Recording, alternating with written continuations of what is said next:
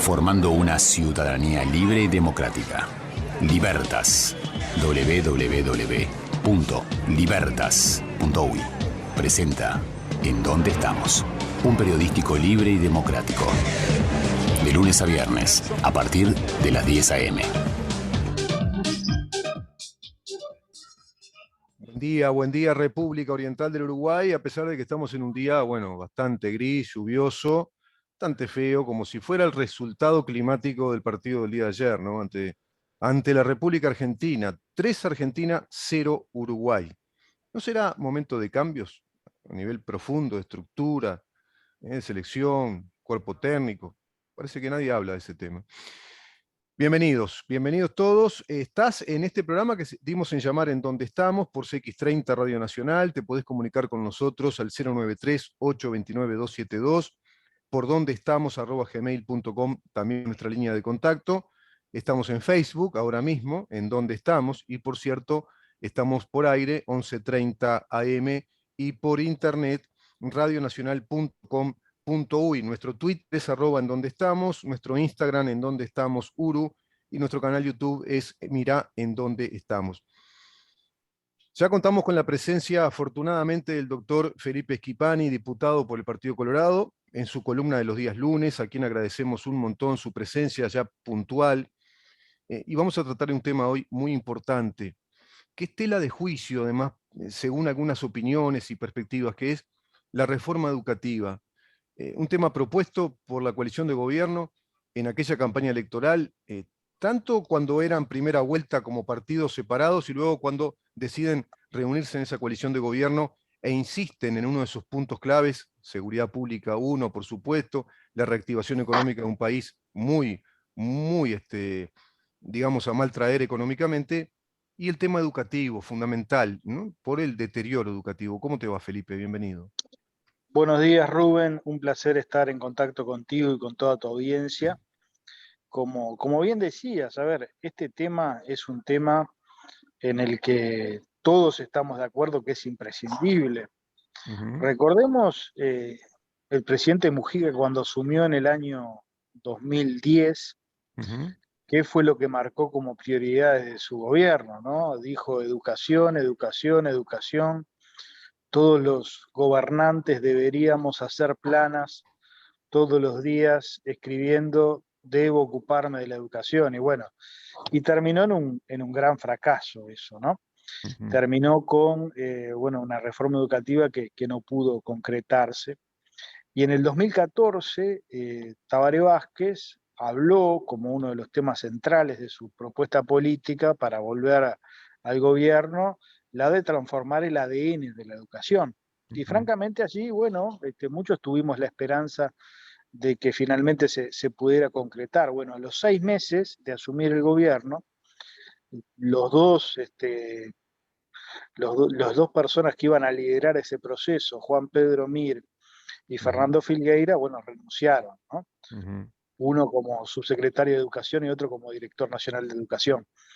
Y bueno, de modo que fue un tema que lamentablemente en estos últimos 15 años no se pudo resolver, y en el que el país ha venido retrocediendo, ¿no? Ha habido en estos últimos 15 años, pese al fenomenal crecimiento económico, pese a la enorme cantidad de recursos que se han destinado a educación, un deterioro, ¿no? Y bueno, y en educación, como en muchas áreas de la vida, cuando no se avanza, bueno, se retrocede, ¿no?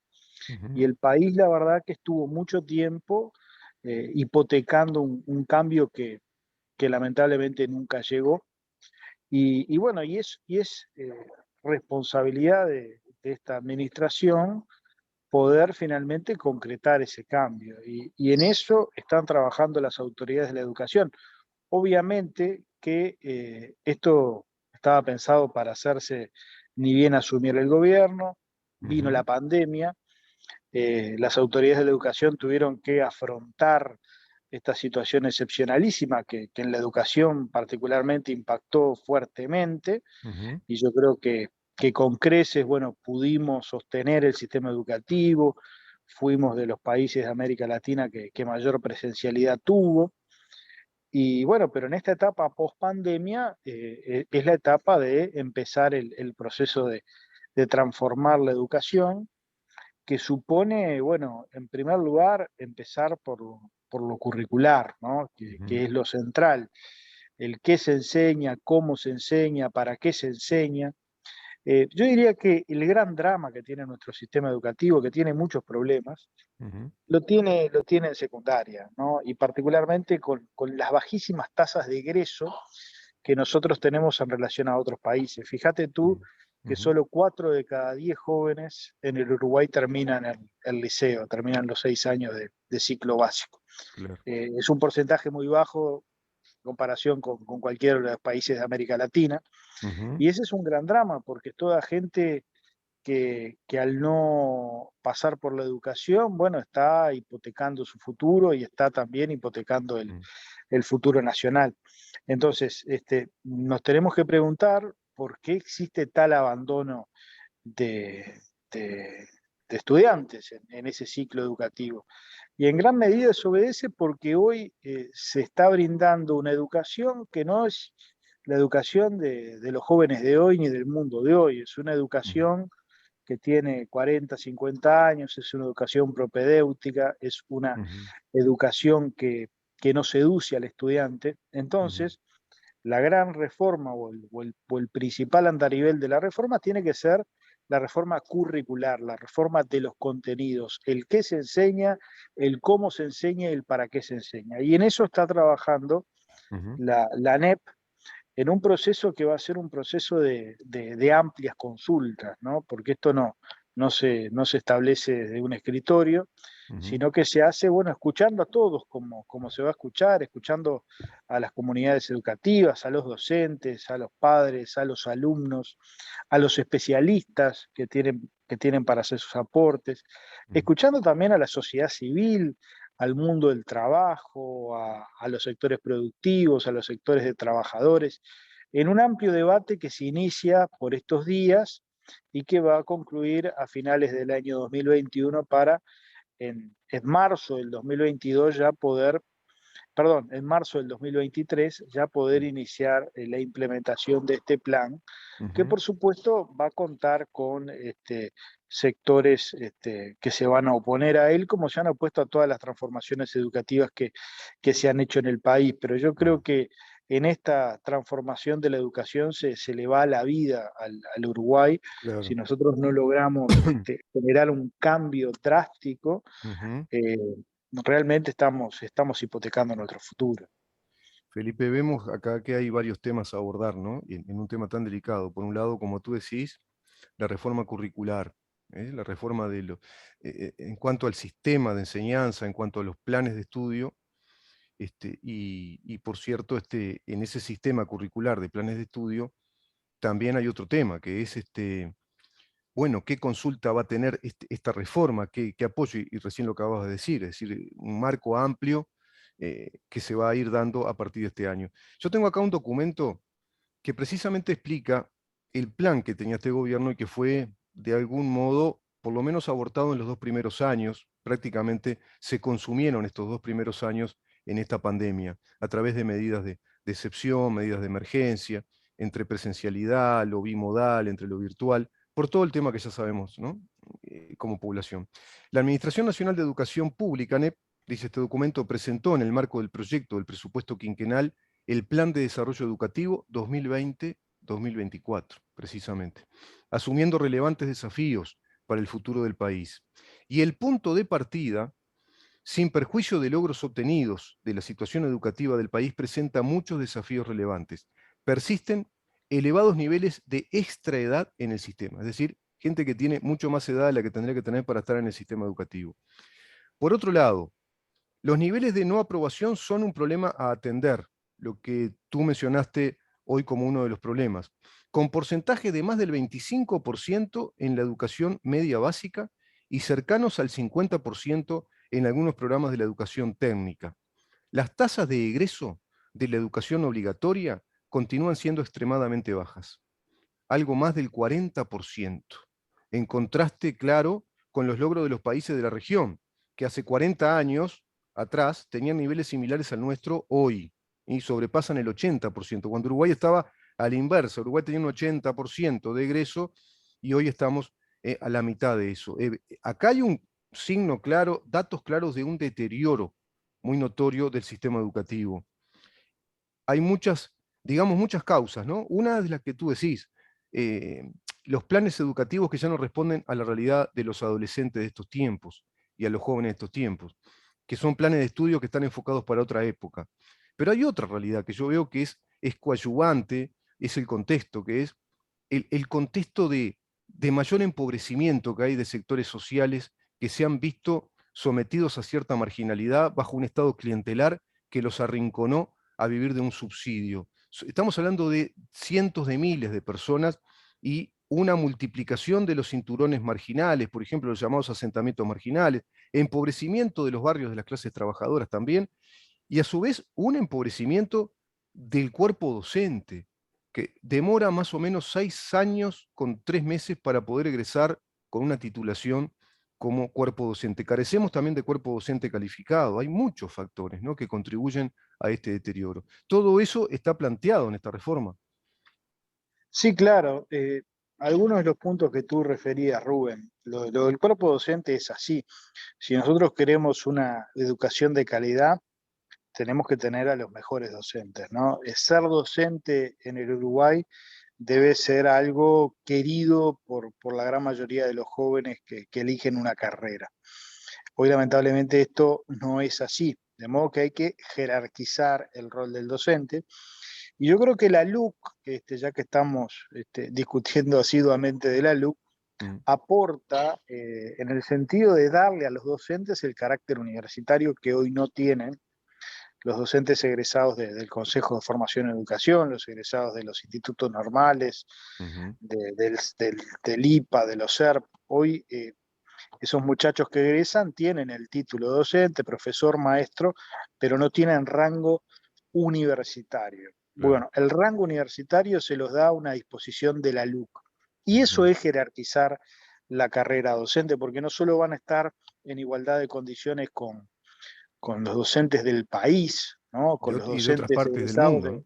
de una universidad privada, por ejemplo, de la UEM, Mm, sino van a estar en igualdad de condiciones con los docentes de la región y del mundo, y van a poder seguir formándose, claro, porque para hacer cualquier posgrado se exige tener un título de grado. exacto. Y hoy los docentes del Uruguay no lo tienen. Esto es una gran conquista que no se ha difundido mucho, pero que hay que hablar de ella, porque los docentes de este país tienen que votar para que se mantenga la LUC, porque se consagra un derecho muy importante que han venido reclamando históricamente.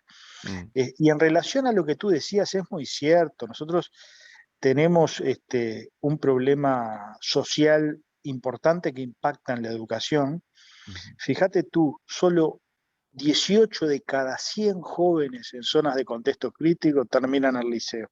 claro, 18 de cada 100, o sea, son sí, sí. números realmente alarmantes. El resto, los 82 restantes que no terminan el liceo, bueno, las opciones que tienen son las de la informalidad, son o sea, del delito, son, en fin, formas de vida que no le deparan a nadie un buen futuro.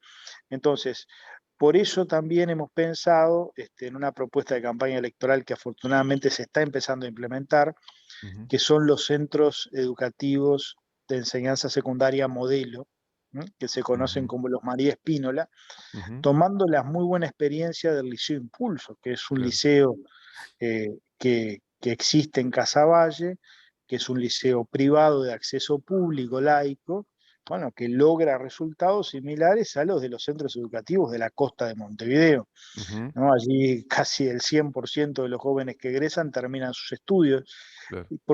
porque ese liceo tiene una concepción diferente, que es lo que se piensa replicar en educación pública. Hay 12 funcionando en este 2021, la idea es poder llegar a otros tantos en los sucesivos años, pero me parece que es la forma de atender a esas poblaciones vulnerables que, bueno, que necesitan atención especial, que necesitan no solo lo curricular, sino que necesitan la contención, que necesitan estar la mayor cantidad de tiempo en el liceo, que necesitan que sus familias se involucren, Ujú, que adquieran el valor que tiene el claro. estudio para el futuro de ellos y de su familia. Ahí hay varios componentes, ¿verdad?, que se cumplen en ese liceo. Jubilar, digo, Impulso, me fui al otro liceo, pero que son modelos muy El parecidos. jubilar Uno es es laico y parecido, el otro, exacto. claro, es de una vertiente religiosa, ¿no? Hay un componente fuerte ahí que es el componente de integración que lo brindan estos institutos, integrar la familia, integrar el alumno, pero integrar el docente también, lo cual lleva a otro componente, la fuerte identificación, el cariño y la identificación que se empieza a experimentar por ese instituto, y todo eso es un marco de contención, no solo social, sino emocional, psicológica, y que le brinda posibilidades reales, ¿no?, a ese estudiante de identificarse con algo que puede ser un proyecto de vida. Bueno, eso está funcionando. Acá hay otro tema que se plantea también como un óbice o como una dificultad para el sistema educativo. Los famosos, o qué sé yo, los tristemente famosos modelos de los profesores taxi, ¿no? Los que tienen multiempleo, van por todos lados, entonces no terminan identificándose con ningún instituto de enseñanza, no están enraizados en la realidad de ese barrio, de ese contexto crítico de pronto. ¿Hace cuántos años venimos hablando de los docentes taxi, Rubén? Uf, ¿Y por qué no se ha implementado ninguna transformación en ese sentido? Bueno, por los permanentes palos en la rueda de los sindicatos, que antes gobernaban, ¿no? Porque estaban en los consejos. sí. Entonces, Que resulta curioso, ¿no? Porque venimos hablando hace años de los profesores taxi y también de la jerarquización docente en cuanto al rango universitario, tampoco lo hicieron, ¿no? totalmente. Y veníamos hablando también de otro tema que es fundamental, que es la autonomía de los centros, ¿no? Ujú, Que es darle la posibilidad a cada centro educativo, de acuerdo a su realidad, de acuerdo a su idiosincrasia, que tenga márgenes para manejar su forma de gestionarse y su oferta educativa. Pero lo de los docentes taxi, pues no quiero soslayar el tema, ujú, ya hay una experiencia piloto en Flores este año, por la cual se eligieron horas por 3 años. ujú, Y no tengo duda de que al final de este gobierno vamos a terminar con los docentes taxis, ujú. porque se va a hacer una elección de horas por más años, justamente para que haya una identidad de esos docentes con la institución, con el alumnado, con sus Claro. familias, que el docente no sea un desconocido de la Exacto, exacto, institución y de los alumnos, ¿no? exacto. Me consta que el año que viene, bueno, secundaria va a ir avanzando hasta poder culminar este periodo de gobierno con la elección de horas anual, que es en definitiva lo que genera esta situación, ¿no? Eso también va a arrojar datos, ¿verdad? Esa experiencia evidentemente va a arrojar datos que van a ser muy concretos en cuanto a rendimiento. Después de 3 años de experiencia, o ya de un primer año, segundo año, bueno, qué nivel hay de aprobación de año a año en la currícula, qué nivel de integración hay, qué nivel de deserción hay. Todos esos datos van a ser muy importantes para todos ustedes, para tener insumos y evaluar ese modelo, o inclusive ese modelo, cómo perfeccionarlo, aún ajustarlo más, por ejemplo, ¿no? Ni que hablar, ni que hablar. Todos los datos son bienvenidos, Ujú. siempre. Bueno, vamos a ver entonces, Felipe, qué mejora educativa se va a dar. Hay muchos ítems, ¿no? Muchos ítems. La calidad docente, la fuerte identificación docente con el centro de estudio, que fue un tema tan mentado como estábamos hablando contigo y nunca se lo cumplió, y se siguió con ese profesor de ambulante, que no es posible que logre una identificación ni el docente con el instituto, ni el instituto con él, ni los alumnos, que es lo que importa. Desde los antiguos griegos sabemos que la docencia que mejor funciona es la que está más personalizada, la que tiene un estrecho vínculo entre el docente y el alumno, porque empieza a haber ese vínculo personal, esa empatía, simpatía, ¿no? Ese cariño, y el docente lo va a educar como si fuera un hijo a ese alumno, y ese alumno lo va a entender como si fuera un padre o una madre a ese docente, y lo va a respetar más porque va a tener un vínculo de mayor identidad cuando hay permanencia en el tiempo. Pero a su vez también me refiero al vínculo con el centro de estudios y con la zona, con el lugar, porque ese docente va a tener su lugar de trabajo, que eso me parece que es muy importante. Yo lo he destacado en varios programas míos, no solo en esta radio, sino anteriormente en Imparcial, cuando se habló tanto de este tema. El lugar de trabajo. Cuando una persona va a un trabajo, se siente identificada con ese mismo lugar, con la empresa en la que trabaja. Bueno, el docente me parece que tiene que pasarle exactamente lo mismo, ¿no? Totalmente. Y déjame para finalizar hacer una valoración política. no va a ser posible ningún proceso de transformación y reforma Mm. si los representantes sindicales vuelven a la conducción de la educación. Digo, por eso la importancia que tiene el referéndum contra la ley de urgente consideración y mantener Mm. esos artículos impugnados de la LUC. Sí, Porque si FENAPE vuelve a conducir secundaria, va a abortarse cualquier proceso de reforma en la educación que quiera hacer el país. sin duda, sin duda. Yo ayer hablaba con un amigo que hay 3 puntos que a ellos les ponen muy mal respecto a la LUC. Uno es haber perdido ese cogobierno en la educación, ¿no? Es decir, los sindicatos haber perdido ese cogobierno, tener solo voz y no tener el voto. El otro gran tema, creo yo, que ustedes van a tener que realmente apuntar con mucha claridad ante la población y cargar las tintas en eso es la regla fiscal, la disciplina financiera del país a nivel de los gobiernos, de los gobiernos sucesivos. Porque antes no teníamos esa disciplina fiscal, no teníamos esa regla fiscal. Con los más de 70 artículos que establecen esa reglamentación nueva a nivel financiero y la responsabilidad de nuestros gobernantes.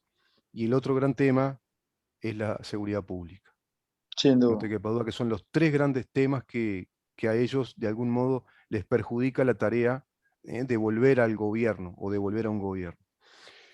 Gracias, Felipe, una vez más Un placer. por esta columna. Vamos a seguir Buena hablando, mañana. porque este tema es de vital importancia para el país.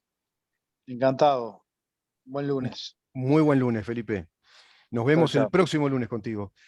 El doctor Felipe Schipani, diputado por el Partido Colorado, por supuesto que integrando la Comisión de Educación y Cultura, y bueno, un especialista en estos temas en materia parlamentaria en cuanto al devenir de un proceso de reforma educativa que fue el planteo y promesa de este gobierno en esa campaña electoral y que lo viene a cumplir ahora, en estos tiempos, dado que la pandemia interrumpió mucho la normalidad del funcionamiento del país. Pero se viene entonces esa gran reforma educativa que ya está planteada por la LUC, ya está planteada en cuanto a que bueno, se jerarquiza la formación docente a nivel universitario, se plantea una reforma curricular importante. Hay otros temas para hablar con él, los temas edilicios, infraestructurales. Después hablaremos con él también si ese itinerario de los 133 liceos, ¿se acuerdan que planteaba Talvi? Bueno, evidentemente no se pueden cumplir, pero ¿cuánto se cumplirá de ese itinerario? ¿Es relevante hacer un estudio a nivel del país, del territorio, para saber cuántos institutos modelo de esas características del jubilar necesita nuestro país para que realmente funcione la educación? Hay un montón de temas para seguir conversando con el doctor Felipe Schipani en este tema y por supuesto en otros. Vamos a una pausa a Maxi Pérez en controles, llevando adelante esta calidad de imagen y sonido, y ya conversaremos con el doctor Edinson González Lapeire, especialista en Derecho Marítimo, en Derecho Internacional, docente en Derecho Internacional Público y Privado. Vamos a hablar hoy de un tema muy importante para los uruguayos a nivel histórico, la batalla de Sarandí, quizá la batalla más importante de la historia de nuestro país. Y luego, si nos da el tiempo, hablaremos del corredor efluvio lacustre de la Laguna Merín, que parece que hay buenas perspectivas según el doctor Lapeire. Quédate ahí porque tenemos que saber en dónde estamos.